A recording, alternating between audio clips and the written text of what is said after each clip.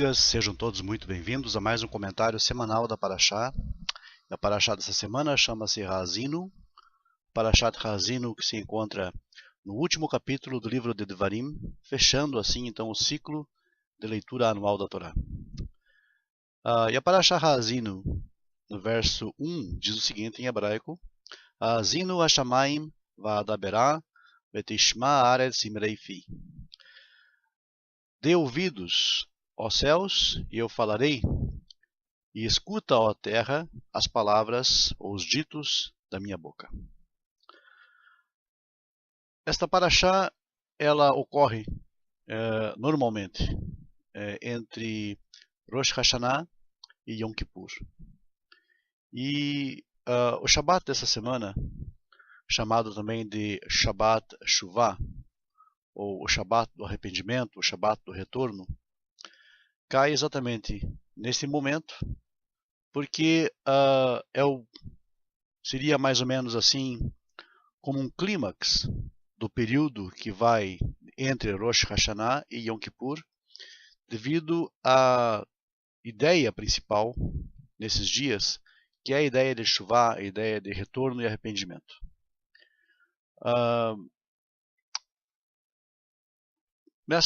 Nesse Shabat é lido também a Haftarah Shuvah Israel, o retorno a Israel, que constitui num dos sábados, num dos Shabbatot mais importantes do ano, até a chegada da véspera de Yom Kippur.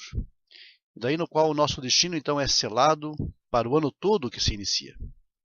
Quase toda a Parashá Haazinu é uma música, é um cântico, escrito na Torá em duas colunas paralelas, conforme nós podemos perceber, por exemplo, diretamente no Sefer Torá. Moshe convoca os céus e a terra para serem as suas testemunhas, testemunhas eternas do que acontecerá com o povo de Israel se eles pecarem e não cumprirem a Torá. Ele lembra a nação a examinar por si mesma a história do mundo e perceber como o povo de Israel é resgatado de ser destruído em todas as suas gerações. Que Deus está no controle dos eventos mundanos, dos eventos seculares, dos eventos mundiais, para que então Bnei Israel, ou os filhos de Israel, cumpram o seu destino como seus mensageiros no mundo. E aqui é muito importante frisar isso. Israel é o povo sacerdotal do Eterno, e por essa razão há uma grande responsabilidade sobre os seus ombros, que é de servir de modelo daquilo que se deve fazer e também de exemplo daquilo que não se deve fazer. Muitas pessoas entendem de forma errada a função de Israel no mundo. A função de Israel no mundo não é dar exemplo apenas, digamos, daquilo que se deve fazer. É também um modelo daquilo que não se deve fazer. Porque na história do povo de Israel nós podemos ver vários altos e baixos. E a Torá, é clara, mostra isso com muita propriedade e com muita sinceridade. Israel, nem só por ser o povo escolhido, entre aspas, de Deus, é preciso que se entenda bem esse termo também, nem só por isso é perfeito. A sua eleição é perfeita, porque Deus assim determinou. Porém, a sua existência e a sua vida não é um reflexo da perfeição, não é exatamente, digamos, nem todo o tempo é aquilo que o Eterno busca. Nós sabemos disso. O Tanakh está repleto de exemplos de altos e baixos na vida do povo judeu. Porém, essa questão de Israel como povo sacerdotal, povo separado de Deus, é um postulado da Torá inabalável. Não há como, digamos, tirar Israel do contexto de povo sacerdotal de Deus, ou substituí-lo por outro povo, ou substituir a fé de Israel por um outro sistema. É absolutamente inviável. A bondade de Deus é tamanha que Israel deve ter gratidão eterna. Mas não apenas por tê-los sustentado no deserto. Não só por isso eles devem agradecer ao Eterno, mas também por ter levado o povo a uma terra de grande abundância e também por ter derrotado os seus inimigos um a um. Porém, essa fartura física leva o povo a se sentir satisfeito e talvez muito focado em si mesmo e abusar até desses prazeres, abusar até dessas distinções que Deus lhes concede. Prazeres físicos corrompem a moral da população. Eles servem ídolos vazios e deuses sem poder e se perdem em todos os tipos de depravação. Então, segundo o nosso texto, Deus deixaria que as nações sem moral os subjugassem Israel e os dispersasse pelo mundo. Nós vemos aqui a alusão, então, aos dois exílios. Ao primeiro, Galut Bavel, e depois o segundo, o exílio entre as nações, chamado diáspora. Porém, usando o simbolismo do açoite, a Torá ensina que seu único propósito é castigar o povo. Quando esses povos pensam que, devido ao seu poder, eles dominaram Israel, Deus os lembrará também que eles não são nada mais do que meros instrumentos para cumprir a sua vontade. Tal se deu com Babilônia, que, levando Israel ao exílio, também pagou o seu preço por ter achado que o seu poder jazia nas suas armas de guerra ou na inteligência dos seus generais, dos seus grandes conquistadores. Nós vemos que o Império Babilônico ruiu diante do Império Persa, e assim impérios sucessivamente foram caindo à medida em que serviam como instrumento para punir a nação rebelde. E Deus traz justiça, então, a Israel quando faz com que essas nações caiam uma a uma após terem sido cumpridos os propósitos divinos. O propósito do povo de Israel é fundamental, que o homem conheça o seu Criador. Nem exílio ou sofrimento algum pode romper a conexão de Deus com o seu povo. Isso é absolutamente claro na Torá. E eventualmente na redenção final, em Tikkun Olam, esta proximidade será restabelecida de forma plena. Nós sabemos disso, os profetas falam muito disso. Que Israel será futuramente restaurado ao seu esplendor de antigamente. E as nações ficarão boquiabertas. E as nações se perguntarão como isso pode ser, como isso pode acontecer. Aquele servo sofredor que estava, digamos, entre as nações, sofrendo um amargo exílio, os seus justos sendo castigados junto com aqueles que eram culpados, e de repente a situação se reverte e Israel ressurge como uma nação espiritualizada e comandada pelos preceitos divinos. Então, nessa restauração ideal do fim dos dias, do fim dos tempos, próximos aos passos do Mashiach, é que fará com que as nações fiquem boquiabertas, que os reis se perguntem, que os líderes mundiais se perguntem como isso pode ser possível. Então Deus direcionará então toda a sua ira contra os inimigos de Israel, os profetas falam isso, como se fossem seus próprios inimigos, sem mostrar piedade aos torturadores do seu povo. Deus então, neste momento, no fechar de Haazinu, entrega o último mandamento a Moshe, para que ele suba ao Monte Nevô e reúna o seu povo ali. A canção de Haazinu é um cântico e uma profecia sobre toda a história futura do povo judeu. Os eventos que se sucederiam à nação israelita ao longo da sua existência. Mesmo aqueles eventos que parecem ser a própria antítese de bondade, obedecem ao propósito de levar os judeus cada vez mais próximos da redenção suprema. Na verdade, todas as ocorrências da vida do povo de Israel são degraus e estágios que levam em direção à redenção. A porção de Haazinu é lida na maioria dos anos no chamado Shabbat Shuvah, ou Shabbat da Penitência. Assim chamado porque é o Shabbat que coincide com o período chamado Aseret Yemei HaTeshuvah, ou 10 dias de arrependimento. A mesma forma, a passagem de Haazinu está não apenas conectada a esses dias de penitência, porque contém palavras de advertência para que o povo se arrependa, mas principalmente pelo clima e pelo nível de arrependimento que permeia o Shabbat Shuvah. Durante a semana, o homem está envolvido na elevação do mundo através do seu arrependimento, que gira em torno da retificação de seus pecados. No Shabbat, entretanto, o trabalho e a sua interferência criativa no mundo são proibidas, são interrompidas.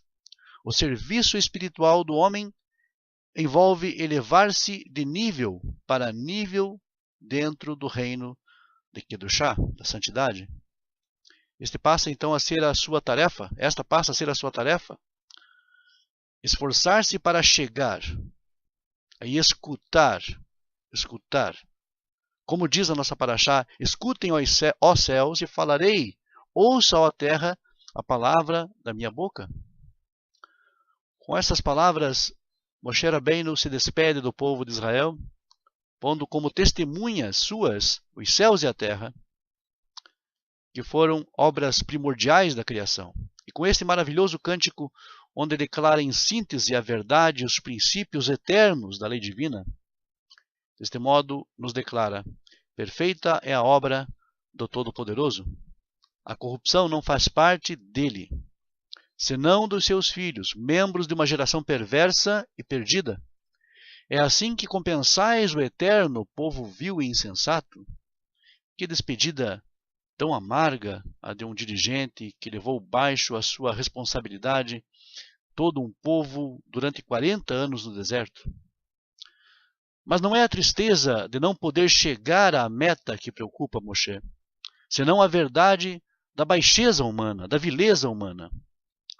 Um povo que viveu sob a rasgazá divina, o controle divino, que até o mais simples ser do povo disse na abertura do Mar Vermelho, ou do Yam Suf, melhor dizendo, este é o meu Senhor, esta é a sua grandeza. Moshe conhece a realidade humana e adverte: Vaisman Yeshurun Vaiba. Ao cobrir-se de gordura de riqueza, abandonou o seu Senhor. Profanaste o teu Salvador. Fizeram-me gravar com o vão. E concluiu Moshe os seus ensinamentos a todo Israel, dizendo: ponde o vosso coração em todas as palavras que hoje vos disse, e comunicai-as, vós também, a vossos filhos. Continuando com o relato da Paraxá Haazinu, nós percebemos que o que nós temos ali, então, em síntese, é uma grande profecia em forma de cântico, onde nós temos, inclusive, a última mitzvah da Torá, que é escrever para vós esse cântico, que seja repetido geração após geração, porque ali nós temos em síntese o que, digamos, quais são os propósitos de Israel no mundo, qual é o propósito da Torá no mundo. O propósito de Israel é levar o modelo de obediência ao Criador.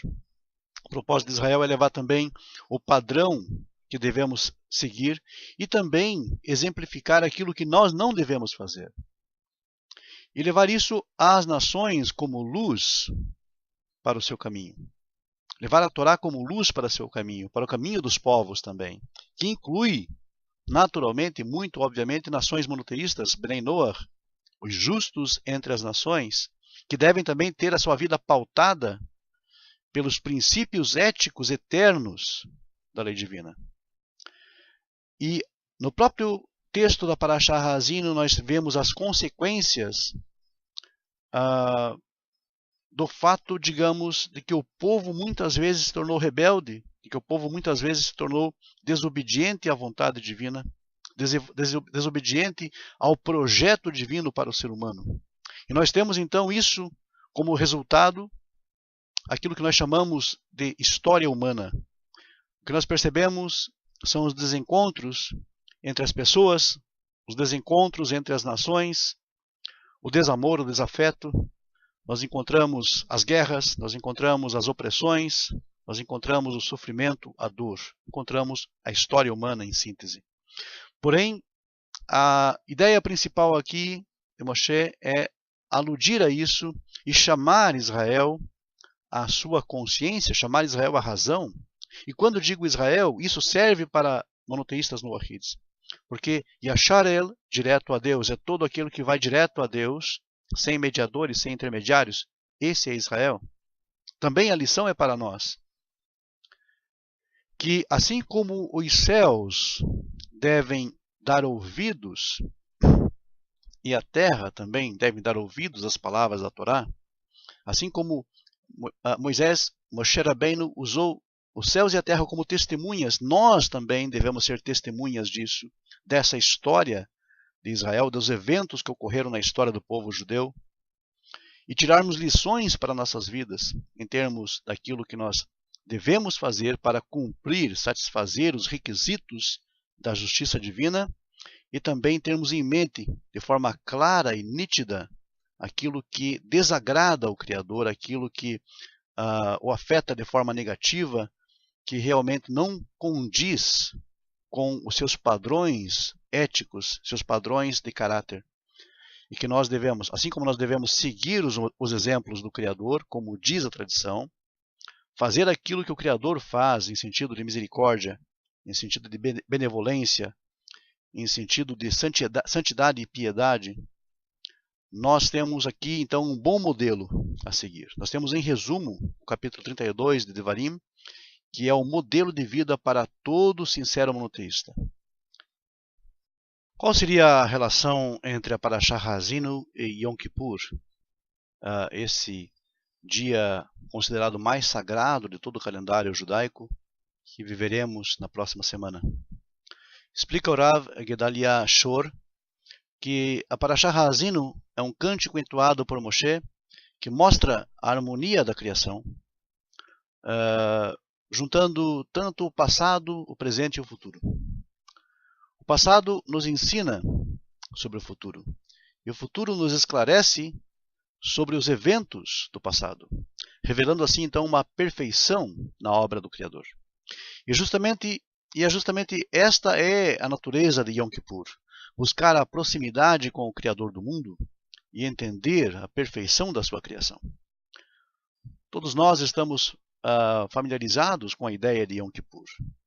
Sabemos que o povo de Israel jejua nesse dia, que passam o dia na sinagoga, imersos em rezas, em orações, pedidos de perdão pelos seus erros, escutando discursos da Torá, do seu rabino na sinagoga e etc. É um momento solene, é um momento bastante especial, é um momento importante no ano judaico, mas para a grande maioria das pessoas não é um momento feliz, não é um momento alegre. Porém, o rabino Israel Salanter nos ensina que não há dia mais feliz para o povo de Israel do que Yom Kippur. E que neste dia, na verdade, as pessoas deveriam cantar e dançar. Mas por que então não se sente esta alegria? Explicam os sábios, Hazal, de abençoada memória, que durante todo o ano nós temos um relacionamento distante com Deus. Ele é o Rei do Universo, é o Melech Haolam, mas sentimos que não temos nenhuma proximidade dele. Vivemos nossa vida dentro da nossa rotina, nós vamos para a escola, trabalhamos, nós nos relacionamos com as pessoas, nosso convívio social, e sobra muito pouco tempo para pensarmos, talvez, em Deus. E talvez o mais difícil é entender exatamente o que significa Deus ser o nosso Melech, ou ser o nosso Rei. Infelizmente, não temos bons exemplos de reis do mundo. Durante a história, subiram ao poder muitos reis tiranos, que ao invés de buscarem o bem para o seu povo, buscaram acumular poder, riqueza, fortuna, prestígio. A insatisfação chegou a ser, digamos, tamanha, que muitas vezes o povo fazia revoluções para derrubar os seus monarcas, e isso terminava sempre com violência e implantar novas formas de governo. Um exemplo claro, por exemplo, a Revolução Francesa e outras tantas revoluções. Na Inglaterra, uma das poucas monarquias que sobreviveram, a família real está sempre envolvida em escândalos, e não apenas um enfeite, são apenas um enfeite, sem nenhum poder. Com exemplos assim, realmente fica difícil entender o conceito de Deus como o nosso rei. Então temos que buscar na Torá o comportamento de um rei verdadeiro. O povo judeu teve diversos reis, cuja grandeza, sabedoria e bondade iluminaram e continuam iluminando o mundo inteiro até os nossos dias. Reis como o rei David HaMelech, que nos deixou os salmos, por exemplo, que são recitados por todos os povos do mundo, não apenas pelos judeus. O rei Salomão, que nos deixou, por exemplo, sua vasta sabedoria registrada em livros como Mishlei, Shir Hashirim, etc. Um rei, segundo o judaísmo, segundo a Torá, deve ser uma pessoa que tem em suas mãos um imenso poder, honra e tesouros, mas que utiliza tudo isso apenas para o benefício do seu povo. Ele direciona o potencial das pessoas para que possam trabalhar juntas pelo objetivo comum. Ele utiliza o seu poder para estabelecer uma sociedade onde as pessoas vivam em paz e tranquilidade, podendo utilizar seus esforços para desenvolver seus potenciais. É isso que significa que Deus é o nosso Rei, pois assim Ele cuida de nós e todos os seus atos são apenas em nosso benefício. Mas Deus não se limita apenas a ser o nosso Rei. Ele vai além disso. Ele se comporta como nosso Pai, Avinu Malkeinu, nosso Pai, nosso Rei. Ele nos criou para que possamos estar perto, junto dele, recebendo os prazeres da sua proximidade. Então, por que não sentimos essa proximidade? Pois perdemos o foco do que queremos de verdade. Quantas vezes nós já lemos um livro ou assistimos um filme e sentimos uma faísca de inspiração para mudarmos as nossas vidas, mas depois nossas decisões ficaram simplesmente esquecidas, enfraquecidas pelo esquecimento, pelo oblívio? A vida é como uma estrada que nos leva a Deus. Existem placas. Essas placas são as mitzvot, que nos orientam para que possamos saber a cada instante se estamos indo na direção correta. Mitzvot são placas, são sinais de trânsito da estrada da vida. Mas durante o ano nós acabamos muitas vezes pegando a estrada errada, porque de repente deixamos de ler a placa, caminhamos na direção contrária, até na contramão do nosso crescimento. A palavra transgressão, que em hebraico é het, que vem da mesma raiz da palavra desviar, já diz tudo o que isso significa. Quando fazemos o mal aos outros e a nós mesmos, certamente estamos nos afastando do nosso propósito e ficando cada vez mais longe de casa, longe do nosso objetivo, que é chegarmos no destino chamado Criador. Mas apesar de estarmos tão distantes durante todo o ano, apesar de esquecermos muitas vezes e de tirarmos Ele das nossas vidas, Ele não se esquece de nós e nos dá as chances de voltar. Mesmo se erramos muito, mesmo se nos desviamos, Ele abre as portas no período de Yom Kippur para nos perdoar. A tradução da palavra teshuvá é retorno, pois quando nos arrependemos dos nossos erros e mostramos para Ele que queremos mudar, Ele nos coloca de volta na estrada correta. Ele nos reorienta. Por isso, Kippur é uma festa tão alegre. É uma festa que traz um espírito de alegria, de felicidade, de complementação. Na verdade, as pessoas deveriam dançar de alegria nesse dia, pois é mais do que um presente de um rei. É um abraço apertado de um pai. Que isso possa servir de inspiração para nós nesse grande período de Aseret Yemei HaTeshuvah, e que possamos levar os nossos pensamentos ao Criador, que possamos reparar os nossos erros, que possamos restaurar as nossas vidas em conformidade com a sua vontade. Que assim seja, e até uma próxima oportunidade. Emir Hashem.